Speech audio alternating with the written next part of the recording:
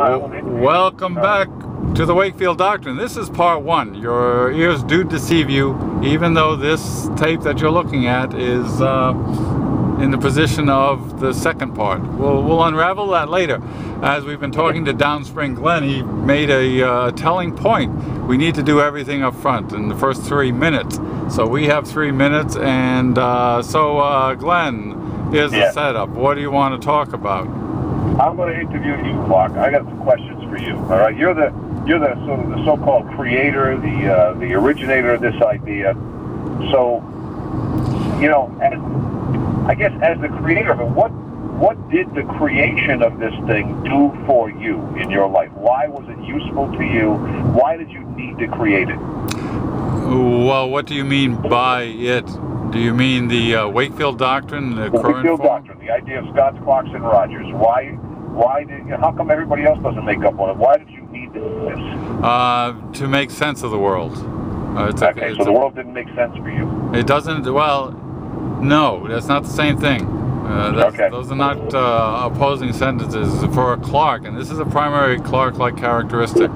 We need to try and make sense of the world. It's not meaning that the world doesn't make sense, but we need to make sense of it. And to make your sense of it. We need to make a satisfactory sense of it. Is that? Okay. Do you want me to? I can expound on that, but there's a slight difference. It's not like we walk around, oh my God, I don't get it. No. All right. So how did you come up with the names Scott, Clock, and Roger? I think we don't tell the story. We'll tell it in another post. There are real people. There's a Scott, and there's a Roger, and there's yours truly. It just so happens that they embodied, those progenitors embody all of the damn characteristics we talk about here. These were basically your two best friends and you at the time that you invented this, and so what I inferred is that at the time you invented it, this was your cosmos, this was your world. Actually, not. No. Believe it or not, this the concept. I knew Scott and Roger from, let's call it the beginning of college years. The theory of Clark, Scotts, and Rogers did not begin to get formalized until like the 80s, to maybe 15 years later. So this would be after you made a major change in your life? Not directly. You know, it's not directly related to any changes in my life. In fact, what probably happened was that I met somebody who was a Scott, Alex, you hear us refer to.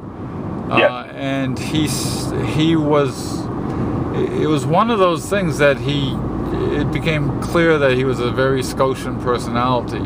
And so once, for some reason, I started to coalesce the qualities around the three personality names. Boy, this interview sucks, doesn't it? Let's get some good questions. No, I don't think it does, because I think the origins are important, and I think I think it actually increases understanding if people get a sense of the origins of it. Okay. And I also think I remember you. I remember when Alex came into your life. I was in your life at that time, and you used to talk about him a lot, and you were fascinated by how much sort of charisma this guy had, this persuasive-ness, the power of his presence. Right. And it actually, in a way, kind of mystified you. It was like you loved it, you liked it, you were fascinated by it. You said, "I don't know what it is." Yep. All right. Yep. But what I would find interesting now, from the perspective of where we are now with the doctrine, is that it wasn't just a generalized, hey, this guy is a strong personality, this guy's got charisma. It was, look at the edge, look at the aggressiveness, look at the in other words, it was Scotian. It wasn't Rogerian. Now Rogers have a charm. Rogers are socially, as we know, very charming and very facile. But what Alex had was teeth. Exactly. Alex had teeth, and there was an aggression. So it isn't just a matter of being outgoing. It's a matter of being sort of competitive and. Well, right there, that's the beginnings of that idea of the predator metaphor. Right. That teeth, aggressive. Now, what makes it further interesting is that there was the that kind of eureka moment with the progenitor Scott in the music store. I think that was the spark of, you know, all of the elements were floating around, and that's, if I could unravel my past, I probably would see that event.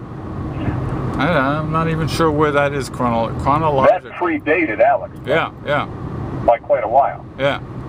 So over a period of time. Except it didn't do anything until I saw the parts in a different way.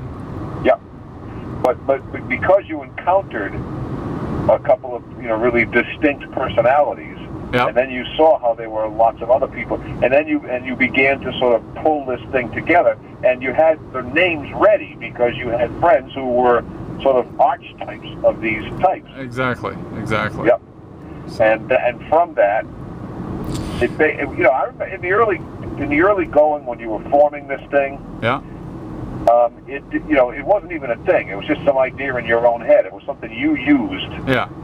To kind of make sense of people and to maybe help make them a little bit more predictable and figure out situations. But then, as the more we talked about this, and the more you saw that other people kind of liked it and kind of thought it was useful too, then it began to be something you wanted to codify.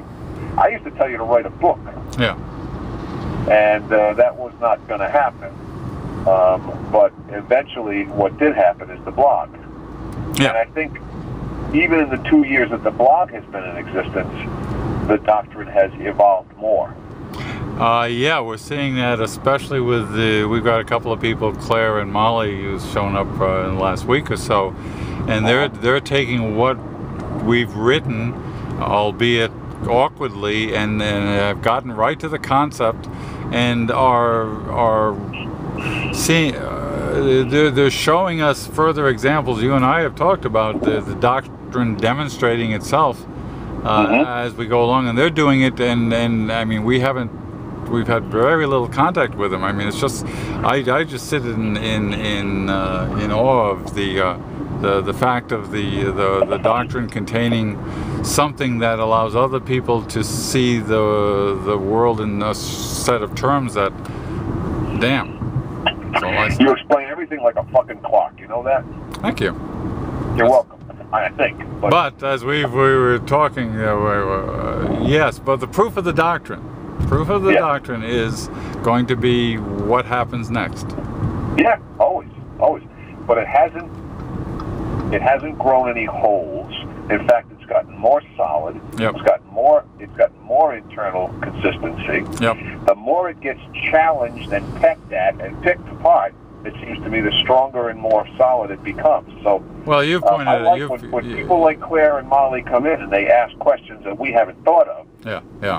I think that's good for the doctrine. I think it challenges you for one thing, but it challenges all of us. Yeah. To well, you've pointed that out, is that, you know, we all have to rise along with the doctrine. I mean, if this thing is, I mean, the fact is it has risen, it's still there 2 years later in its form.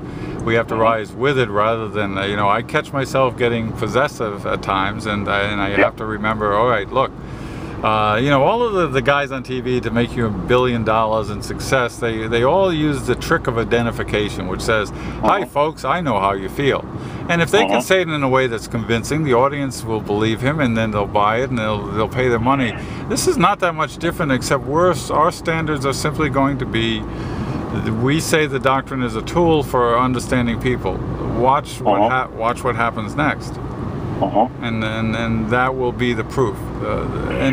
It's you know, we're not paying for advertising time. We don't have to get gigantic returns on a 30-second piece. You know, this thing steeps like a stew. You know. Cut.